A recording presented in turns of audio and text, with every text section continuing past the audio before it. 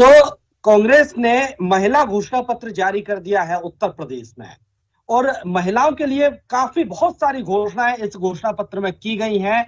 महिलाओं के सशक्तिकरण पर, नारी सशक्तिकरण पर, बच्चियों को पढ़ाने पर काफी जोर दिया गया है इसमें। हम इसी को लेकर आज चर्चा करेंगे कि जो ये मैनिफेस्टो लेकर आई है कांग्रेस उत्तर प्रदेश में, ये कितना प्रभावी रहेगा और क्या अन्य पार्टियों के माथे पर शिकन ला पाएगा या नहीं। हमारे साथ सुरेश गर्ग जी जुड़े हुए हैं, बीजेपी नेता हैं। बहुत बहुत स्वागत है सर। और इसी के साथ मेरे साथ डॉक्टर प्रदीप चतुर्वेदी जी भी जुड़े हुए हैं कांग्रेस से। बहुत बहुत स्वागत है सर। और श्याम सुंदर शर्मा जी, वरिष्ठ पत्रकार, हमारे साथ जुड़े हुए हैं। बहुत बहुत स्वागत है श्याम सुंदर शर्मा जी आपका जन टीवी में। सब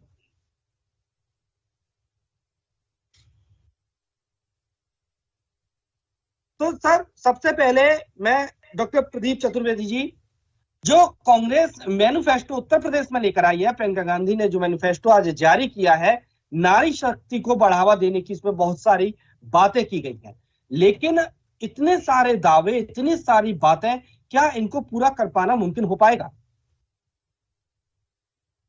भानु जी, आपको ये समझना होगा कि कांग्रेस वो पार्टी है जिसने महिला प्रोत्साहन में अपना रोल पहले भी अदा किया है और आगे भी करेगी।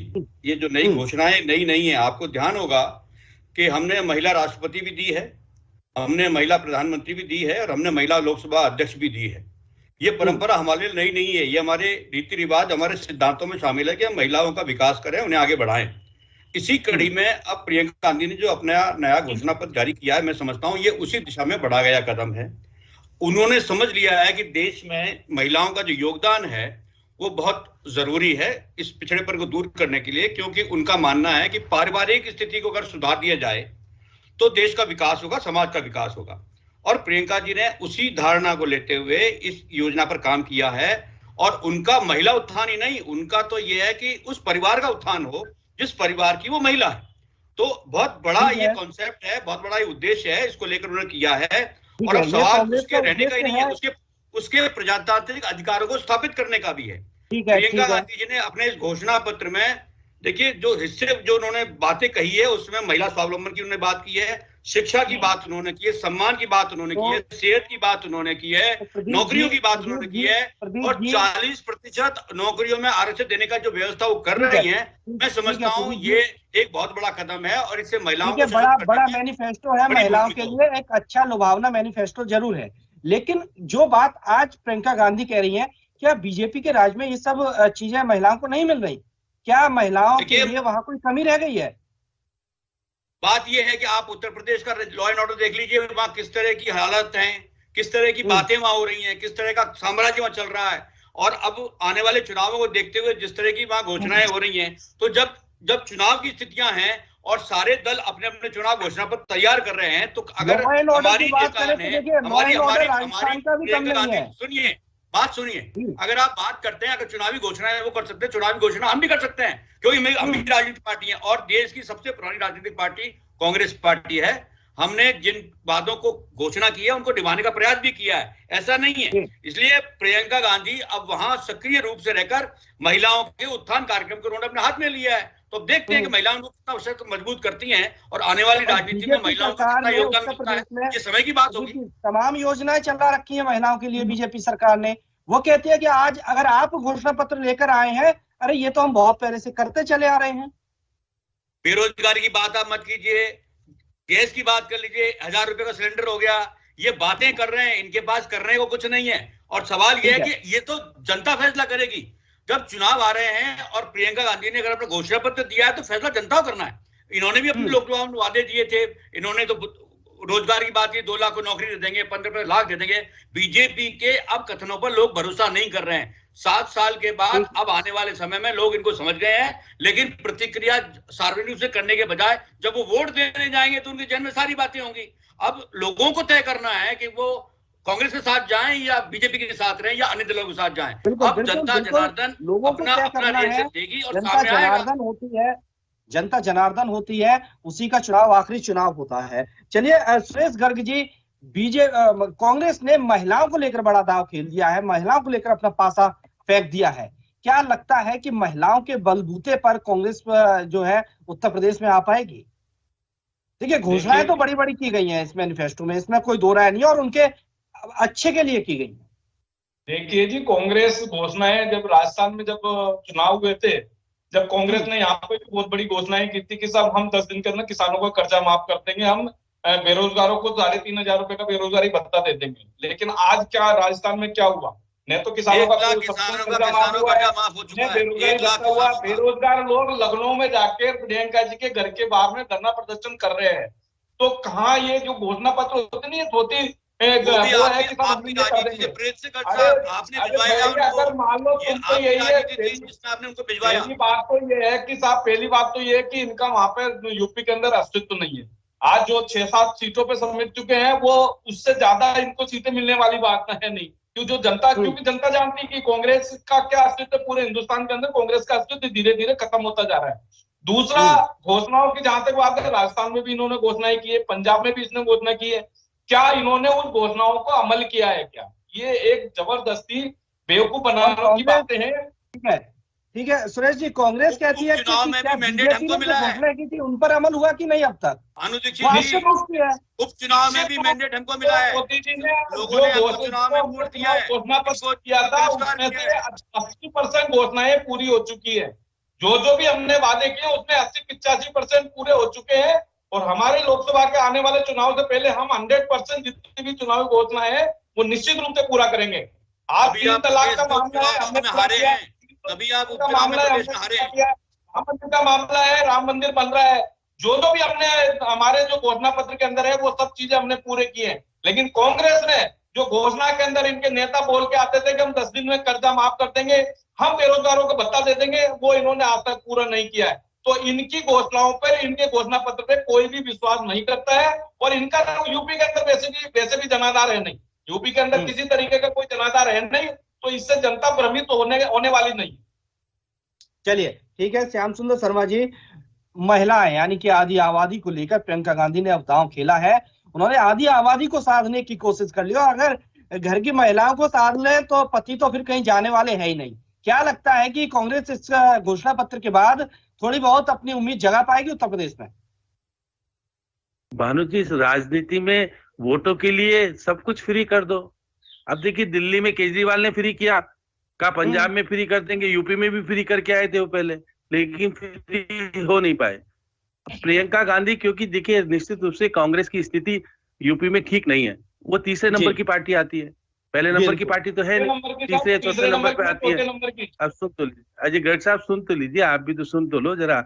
मैं भी जान रहा हूँ ना, आपने बोला, मैं तो नहीं बोल रहा बीच में। हम मेरे को कोशिश कीजिएगा कि राजनीति में ये देखिएगा, घोषणा पत्र, घोषणा, अभी तो चुनाव घोषित ही नहीं हुए, उससे पहले घोषणा पत्र आ गया। उनको पता है कि हम कुछ कहेंगे तो बाकी की राजनीतिक पार्टी भी उस घोषणा पत्र को कुछ चीजें शामिल करेगी, निश्चित रूप से करेगी, क्योंकि महिलाओं का मामला है, हर पार्टी को वोट चाहिए।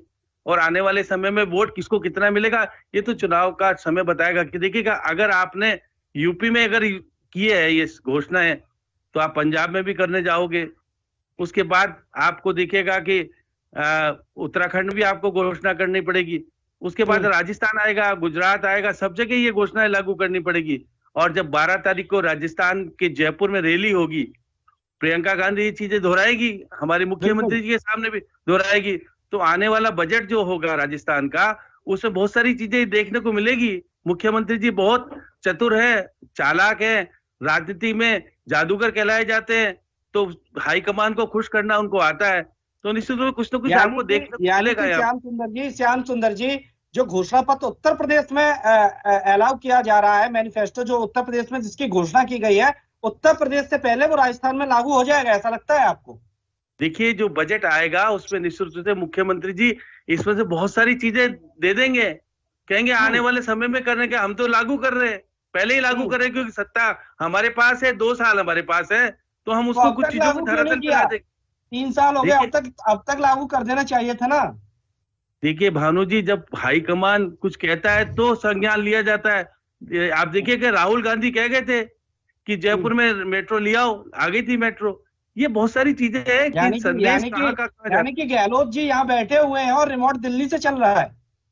नहीं, दिल्ली से नहीं चल रहा, पार्टी के हाईकमान का कहा हुआ। राजस्थान को तो गहलोत जी को देखना है ना, राजस्थान को कैसे चलाना है ये तो गहलोत जी को देखना है। हर घोषणा वो दिल्ली से जाके पूछ के तो नहीं करेंगे। ऐसे अब देखिए उत्तर प्रदेश में जो घोषणाएं हुई हैं अगर वो राजस्थान में लागू होती हैं तो ये मान लिया जाएगा कि कहीं ना कहीं यहाँ देरी हो गई। आप देखने आप ये जब उत्तर प्रदेश में लुभाया जा रहा है महिलाओं को, उसके बाद आप यहाँ लागू कर रहे हैं। देखिए हमारे यहाँ स्कूटर तो दे ही रहे हैं, 30% की छूट हमारे रोडवेज में है ही, बढ़ाना है तो बढ़ा देंगे। ये तो क्या है कि राजनीतिक परिप्रेक्ष्य में वहां घोषणा कर दी, हम लागू करते हैं, कुछ चीजें लागू कर सकते हैं, आने वाले समय में वो घोषणाएं फिर ये इनका मैनिफेस्टो बन जाएगा। तो देखिए राजनीति में वोटों के लिए अगर ये सब कुछ होता है तो देखिएगा कि लोकतंत्र को बचाने के लिए ये सब चीजें ठीक नहीं है। हम पार्टी की मान्यताओं को रखे सामने, सिद्धांतों को रखे लोगों के सामने, फ्री कह करके हम सब कुछ करेंगे। भाजपा ने शुरू किया था किसानों को 50,000 कर्जा माफ करेंगे, कांग्रेस ने कहा हम पूरा ही माफ करेंगे, पूरा माफ कर नहीं पाए क्योंकि कमर्शियल बैंकों का तो केंद्र सरकार को करना है। इन्होंने तो 23 लाख किसानों का कर्जा माफ करके दिखा दिया, वो जो 2-2 लाख रुपए किए। तो एक बहुत सारी आर्थिक स्थिति कमजोर हो जाती है राज्यों की, हम जो विकास करना चाहते हैं वो नहीं कर पाते। इसलिए जो समृद्ध लोग हैं, जो सक्षम लोग हैं, उनको आप मत दीजिए फ्री। अब कह रहे 3 LPG कनेक्शन के गैस के सिलेंडर देंगे तो 12 चाहिए तो 12, 3 दोगे। तो ये बहुत सारी चीजें ऐसी है कि आप क्या देना चाहते हो क्या नहीं देना चाहते हो, एनालिसिस करते हो तो केवल आप ये कह देते हो कि हम देंगे, पूरा नहीं देंगे, थोड़ा बहुत देंगे, टुकड़ा डालेंगे जिससे हमको वोट मिल जाए। वोटों की राजनीति इस तरह की नहीं होनी चाहिए, इस पर रोक लगी जानी चाहिए। चुनाव आयोग को फ्री वाली चीजों पर रोक लगानी चाहिए और सैद्धांतिक रूप से प्रदीप चतुर्वेदी जी के पास आऊंगा मैं।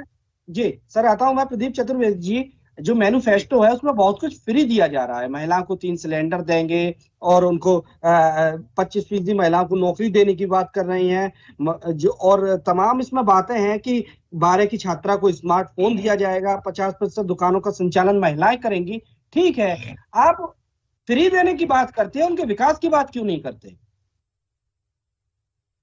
हेलो जी, मेरी आवाज आ रही है आपको? जी आ रही है बिल्कुल। देखिए ऐसा है कि जो इस मैनिफेस्टो की बात आप कह रहे हैं, ये जो मुफ्त का जो चस्का लगाया गया है ये राष्ट्रीय स्तर पर भारतीय जनता पार्टी ने शुरू किया, जैसा भी श्याम जी ने भी कहा। अब सवाल ये है कि कुश्ती जब लड़ी जाती है तो जो दूसरे का दाव लगता है उसी के अनुसार कुश्ती लड़ी जाती है, उसमें आप नया प्रयोग नहीं कर सकते। उसका काउंटर अटैक आपको कुश्ती में वही करना पड़ेगा। अगर टांग पकड़ोगे तो टांग ही पकड़ी जाएगी और हाथ पकड़ोगे हाथ पकड़ी जाएगी। ये उसी तरह का मामला है। जब चूंकि ये मुफ्त का बांटने का जो अध्याय शुरू राजनीति में हुआ है, बीजेपी ने शुरू किया, उसको आपने लपक लिया, आपने सरकार बना ली दिल्ली में, और अब ये मुफ्त का जो माया जाल है पूरे प्रदेश में फैल गया है। अब क्षेत्रीय पार्टियों के पास ये सबसे बड़ा हथियार हो गया है कि जो जितना मुफ्त में योजनाएं और उपहार देगा वही उसको प्रोत्साहन करेगा। तो अब चूंकि लोगों को समझ में आ गया है कि राजनीति का एक ये नया हथियार आ गया है, तो लोग इस उपयोग से क्यों चूके, तो लोगों को भी चस्का लग गया है। और ये प्रदेश की जो इकोनॉमी हालात है उसका सत्यानाश हो रहा है। सारे संसाधनों को जो है इस तरह के उपयोग किया जा रहा है। अब मेरी बात सुनिए, जहां तक महिलाओं की बात है, देखिए महिला समाज की एक बड़ी हस्ती है। समाज उस पर आधारित है, उसके बच्चों के संस्कार, उसके पति के संस्कार, उसका समाज का संस्कार बहुत बड़ी चीज होती है। प्रियंका गांधी उसी स्तंभ को मजबूत करने में लगी हैं। अब वो कह रही है 40% रिजर्वेशन देंगी, तो आप समझिए जितना महिलाओं की भागीदारी बढ़ेगी उतनी नौकरियों में भ्रष्टाचार, मेरा अभी भी मान्यता है कि महिलाओं की मौजूदगी में भ्रष्टाचार का होना एक बड़ी चीज है जो लोग अकल्पनीय मानते हैं कि उसका वो साक्षी नहीं बनती हैं। दूसरी तरह से 25% थानों में महिलाओं की नियुक्ति करेंगी, तो अगर एक महिला थाने में होगी तो वहां पर भी वातावरण ठीक होगा, वहां पर भी जो जिस तरह की घटनाएं आती हैं उन पर अंकुश लगेगा। तो मैं समझता हूं कि महिलाओं की उपस्थिति, सुनिए, महिलाओं की उपस्थिति सार्वजनिक तौर पर सभी सेवाओं में डालने से देश का वातावरण ठीक होगा, समाज का वातावरण ठीक होगा, और व्यक्ति जो डोमिनेट करते हैं, जो प्रभाव करते हैं इसको, उसमें कमी आएगी। तो मेरा मानना है कि महिला के सशक्तिकरण से देश का माहौल भी ठीक होगा, राजनीति भी ठीक होगी और देश का माहौल और समाज भी ठीक होगा।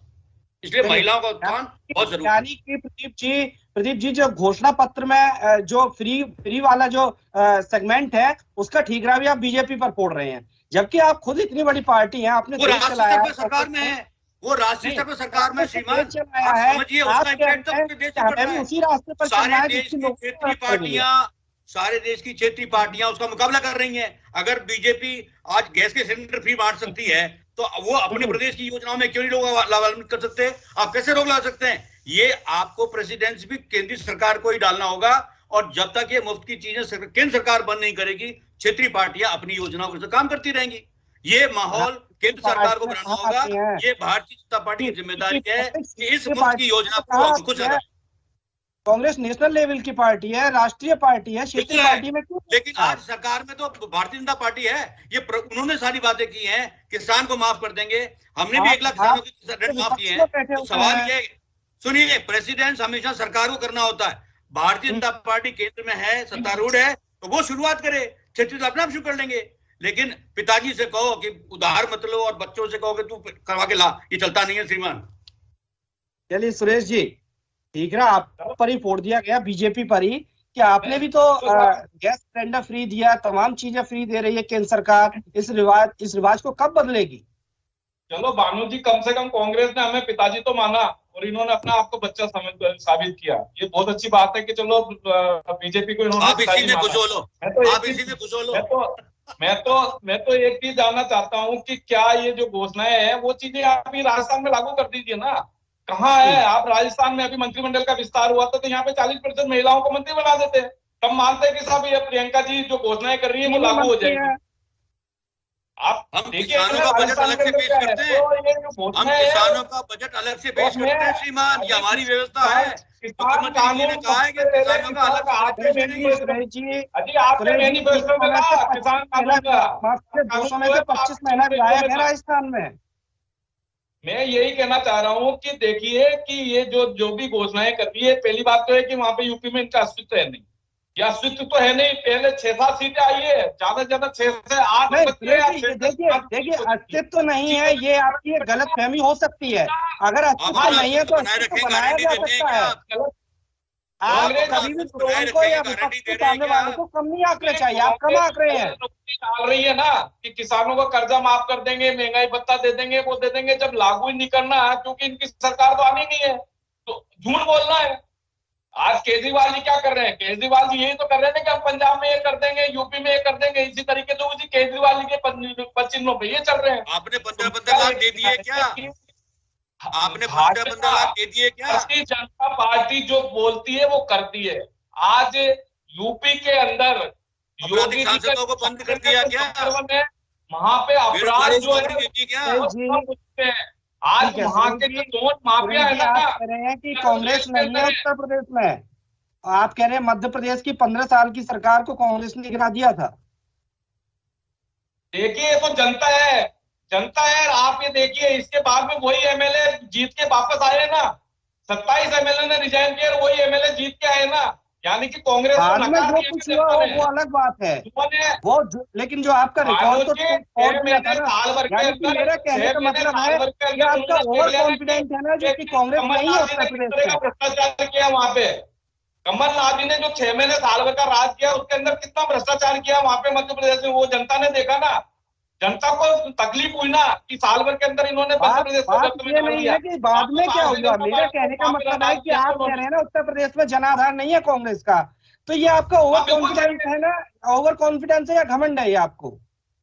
नहीं, आज उत्तर प्रदेश में 4थे नंबर की पार्टी है कांग्रेस। उत्तर प्रदेश में 4थे नंबर की पार्टी है, तो आपको 4थे नंबर की पार्टी हो सकता है 5वें नंबर पे चली जाए, लेकिन वहां पे कांग्रेस का कोई जनाधार नहीं है। घोषणा करने से कुछ नहीं होता है, अमल करनी है तो अभी राजस्थान में, पंजाब में आपकी सरकार है, वहां पे अमल करिए ना, तब पता लगेगा कि आपने जो घोषणा कर रहे हैं वो अमल करेंगे। चलिए ठीक है, आपके पास आता हूं श्याम सुंदर जी, लेकिन उससे पहले प्रदीप जी कुछ कहना चाहते हैं। प्रदीप जी कम शब्दों में, वक्त की कमी। देखिए ये बहस महिला सशक्तिकरण पर हो रही है। ये भारतीय जनता पार्टी, इनकी एक ही नेता है वसुंधरा राजे राजस्थान में, ये उनको भी मिटाने पे तुले हुए हैं, उनके पीछे पड़े हुए हैं। सारे के सारे मिलकर के वसुंधरा को कॉर्नर करना चाहते हैं। ये महिला ने हाथ पकड़कर आगे किया था, वसुंधरा राजे को साथ में बुलाया था। 3 जगह मैंने बताया कि प्रधानमंत्री, राष्ट्रपति, लोकसभा अध्यक्ष हमने महिला को बनाया है। ये एक महिला को अफोर्ड नहीं कर पा रहे हैं राजस्थान में, जो मुख्य धारा में रहना चाहती है, जिसको ये अलग किनारे लगाना चाहते हैं। चलिए ठीक है, श्याम सुंदर शर्मा जी, क्या लगता है जी, ठीकरा एक दूसरे पर फोड़ा जा रहा है, लेकिन जो मैनिफेस्टो है, इन घोषणाओं में क्या जनता फंसने वाली है या नहीं? मैनिफेस्टो चाहे किसी का भी हो, लोक लुभावन ही होता है। देखिए भानु जी, अब प्रदीप जी बार बार महिला मुख्यमंत्री वसुंधरा राजे की बात कर रहे हैं। ये महिला मुख्यमंत्री की बात क्यों करते हैं? इनको क्या फायदा होने वाला है? क्या कुछ फायदा? बहन भाई का मामला है, उसके लिए उजागर करना चाहते हैं। देखिए, मैं कह रहा हूं कि राजस्थान हो या यूपी हो या कोई भी स्टेट हो, जिस प्रकार की घोषणाएं राजनीतिक लोग करने लगे हैं अपने वोटों के खातिर, वो नहीं होना चाहिए। हकीकत तो यह है कि चुनाव आयोग को इस पर रोक लगानी चाहिए कि आप लोग वहां ने घोषणा पत्र लागू मत कीजिएगा। इससे क्या है, व्यवस्थाएं खराब हो जाती है। जो आप टैक्स दे रहा है व्यक्ति, उसको तो सुविधाएं नहीं मिलेगी। फ्री में हम सब कुछ देंगे, फ्री में देने के बजाय हम महिलाओं को पढ़ाई निःशुल्क कराएं, उनको योग्य बनाएं और वातावरण अच्छा दें, जिससे कि देश भी आगे बढ़ेगा और उनका मनोबल भी आगे बढ़ेगा। फ्री देकर के किसी महिला को कहोगे कुछ नहीं मत करना, तो फ्री ले जा। 10,000 रुपए आशा महिलाओं को देने की बात प्रियंका गांधी कर रही हैं। प्रदीप जी बता दें कि राजस्थान में कितने दे रहे हो आप? पहले थोड़े दिन पहले घटना भी हुई थी, धरना प्रदर्शन भी हुआ था। 10,000 हो जाएंगे अब तो यहाँ पर, क्योंकि प्रियंका गांधी ने वहां कह दिया यूपी में। तो ये इसका प्रभाव किस किस स्टेट में कैसे कैसे पड़ेगा, ये सब इकोनॉमिक तरीके से लीडर को सोचना पड़ेगा। आप एक स्टेट में फायदा लेने के लिए बाकी के स्टेट को चरमरा देंगे, क्योंकि आपकी सरकारें हैं, वहां आपको मजबूरन से बहुत सारी चीजें लागू करनी पड़ेगी। और लागू कर, आप देखिएगा, हमने कर्जा माफ किया तो हमारी इकोनॉमी खराब हो गई। हम विकास की दृष्टि से जो करना चाहिए था नहीं कर पाए। तो इसलिए नेताओं को अपनी जिम्मेदारी तय करनी चाहिए। साथ साथ चुनाव आयोग को भी इसमें संज्ञान लेते हुए प्रतिबंध लगाना चाहिए कि नहीं, आप इतनी चीजें नहीं कर सकते हो। जो चीज संविधान में है उसके अनुसार दो तो दीजिएगा। फ्री देने से आपका वोट बढ़ जाए, ये कभी न्याय नहीं होता। बिल्कुल श्याम सुंदर शर्मा जी, अब देखना होगा कि मैनिफेस्टो जो कांग्रेस ने जारी किया है महिलाओं के लिए, उसका कितना फायदा कांग्रेस उठा पाती है, क्योंकि खुद प्रियंका गांधी वहां मोर्चा संभाले हुए हैं और आधी आबादी को साधने की कोशिश इसमें की गई है। बहरहाल इस चर्चा में इतना ही। आप सभी का हमारे साथ जुड़ने के लिए बहुत बहुत धन्यवाद।